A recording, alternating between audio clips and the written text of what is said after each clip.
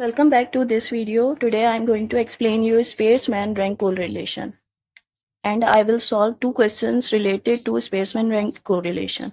So let's start. देखिए सबसे पहले आप क्वेश्चन को देख लीजिए कि जो है ना, अगर क्वेश्चन में आपको जैसे ये दो वेरिएबल्स दिए होते हैं और उसमें एक्स एंड वाई है और रैंक्स दिए गए हैं, तो इसमें रिपीटेड रैंक्स नहीं होने चाहिए, नो रिपीटेड रैंक्स हैं।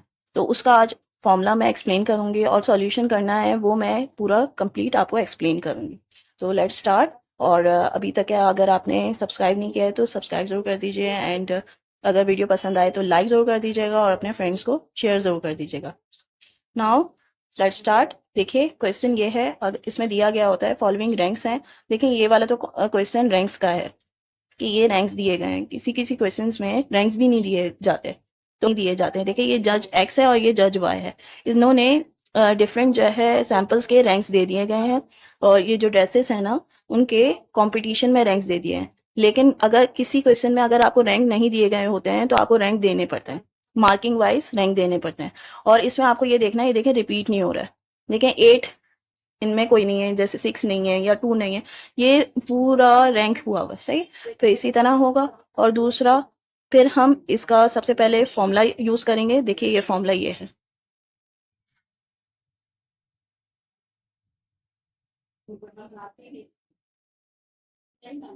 देखिए ये फॉर्मूला है जो हमें यूज करना है इस क्वेश्चन के लिए। तो इस फॉर्मूले के अकॉर्डिंग ही हमें टेबल ड्रॉ करना होगा। तो इसमें समीशन डी क्या है, समीशन डी स्क्वायर क्या है और एन क्या है, एन क्यूब क्या लेंगे, वो मैं आपको टेबल में एक्सप्लेन करूंगी। ये देखिए, ये मैंने टेबल ड्रॉ किया है। ये जज एक्स है और ये जज वाई है। इसकी रैंकिंग जो हमें क्वेश्चन में दी गई थी, ये देखिए, ये 8 7 6 3 2 और ये वाई में 7 5 4 1, ये पूरी मैंने इधर लिख दी है। ठीक है, अब हमें इसमें डी चाहिए और डी स्क्वायर चाहिए। तो डी क्या है, R1 - R2, यानी कि 8 - 7। ये देखिए 8 - 7 हो जाएगा 1। फिर इसी तरह ये हो जाएगा 2। ये इन दोनों को माइनस करेंगे, फिर आ जाएगा 2। इन दोनों का भी 2 आ जाएगा। ये मैंने कैलकुलेशन करके रखी हुई है, आप चेक भी कर सकते हैं और मेरे साथ साथ सॉल्व भी कर सकते हैं। इन दोनों को माइनस करेंगे तो आ जाएगा -4 और इन सब को प्लस करेंगे तो आपके पास समीशन डी आ जाएगा 0। फिर इसके बाद आपको डी स्क्वायर निकालना है, यानी कि ये जो आपने निकाला है इसका स्क्वायर निकालेंगे। 1 का स्क्वायर 1, 2 का स्क्वायर 4, ये भी 4 हो जाएगा, ये भी 4 हो जाएगा, ये सब 1 हो जाएंगे और ये हो जाएगा 16। और समीशन फिर डी स्क्वायर हम निकालेंगे और ये 32 हो जाएगा। अब फॉर्मूला में एक और चीज़ हमें चाहिए जो कि है एन। देखें एन क्या है, नंबर ऑफ ऑब्जर्वेशंस। जितने भी रैंक हैं ये कितने दिए हैं, 1 2 3 4 5 6 7 8, तो हम एन 8 ले लेंगे। अब वापस हम फॉर्मूला में आ जाते हैं। Put the values of these variables. 1 - 6 summation D square हमारे पास क्या आया था, हमारे पास 32। तो हम ये 32 मल्टीप्लाई पे लिख लेंगे। फिर इसके बाद डिवाइडेड बाय एन क्या है हमारे पास, 8 का क्यूब माइनस एन क्या है 8।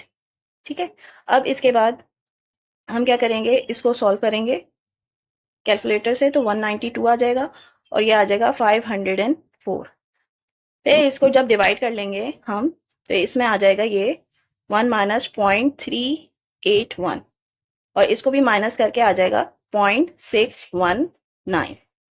तो ये हमारे पास कोरिलेशन कोफिशिएंट या कोफिशिएंट ऑफ कोरिलेशन या कोरिलेशन की वैल्यू आ जाएगी, जो कि आपको जो है रैंक स्पेयर्समैन रैंक कोरिलेशन के मेथड से, इसके फॉर्मूला से आप फाइंड कर सकते हैं।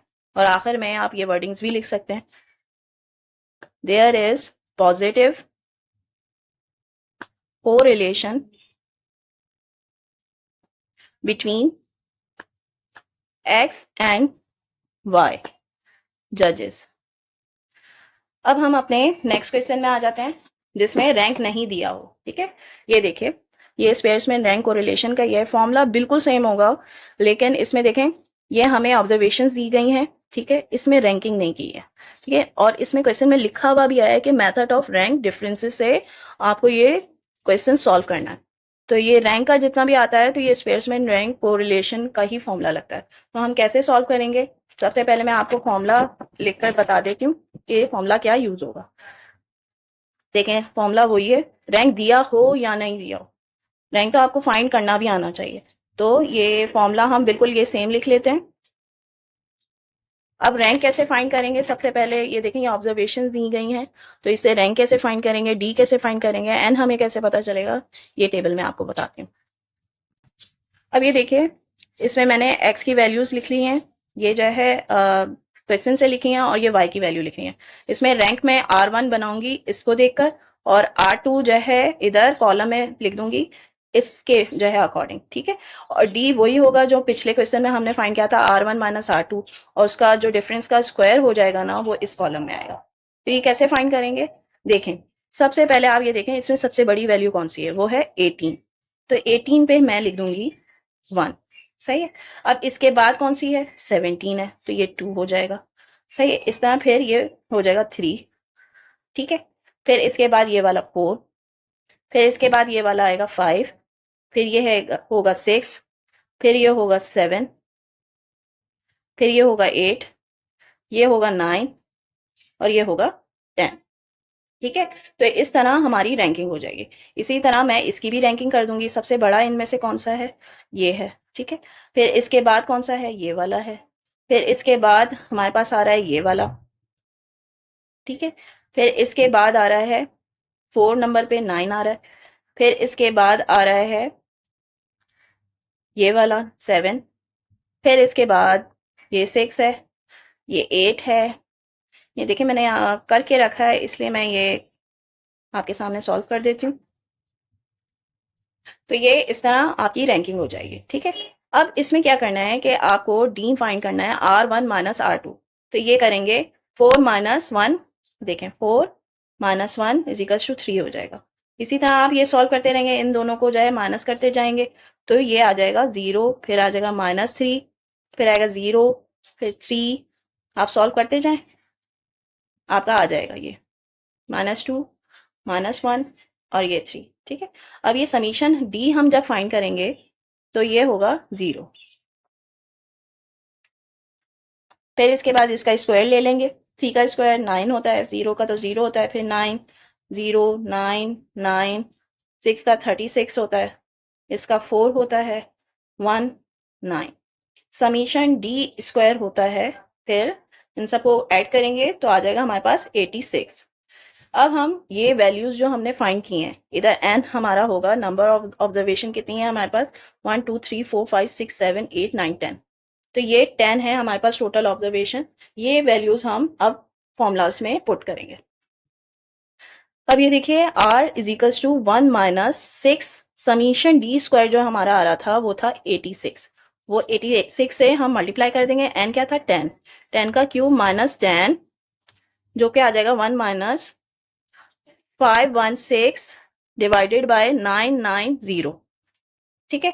अब इसके बाद हम इसको सॉल्व करेंगे तो आ जाएगा 1 माइनस 0.52, फिर उसके बाद ये जब हम माइनस करेंगे तो हमारे पास आ जाएगा 0.48, ठीक है। अब हमारे पास ये कोरिलेशन आ गया है, कोफिशिएंट भी कह सकते हैं, स्पेयरमैन रैंक कोरिलेशन के थ्रू आया है, और इसकी वर्डिंग लास्ट में आप ये लिख सकते हैं, there is positive correlation between x and y। I hope आज आपके क्वेश्चन स्पेयरमैन रैंक कोरिलेशन के अकॉर्डिंग आपके जो है ना कॉन्सेप्ट क्लियर हो गए होंगे। अब मैं नेक्स्ट वीडियो में आपके ये जो रिपीटेड रैंक्स हैं इसका जो है इसका फॉर्मूला सॉल्व करूंगी, और जो है इसका फॉर्मूले के रिलेटेड क्वेश्चन सॉल्व करूंगी। तो सब्सक्राइब ज़रूर कर दें ताकि आपको जो है टाइम पर वीडियोस मिलते रहें, और अगर वीडियो पसंद आए तो लाइक ज़रूर कर दीजिएगा, और चैनल पे न्यू हैं तो सब्सक्राइब ज़रूर कर दीजिएगा। Thank you.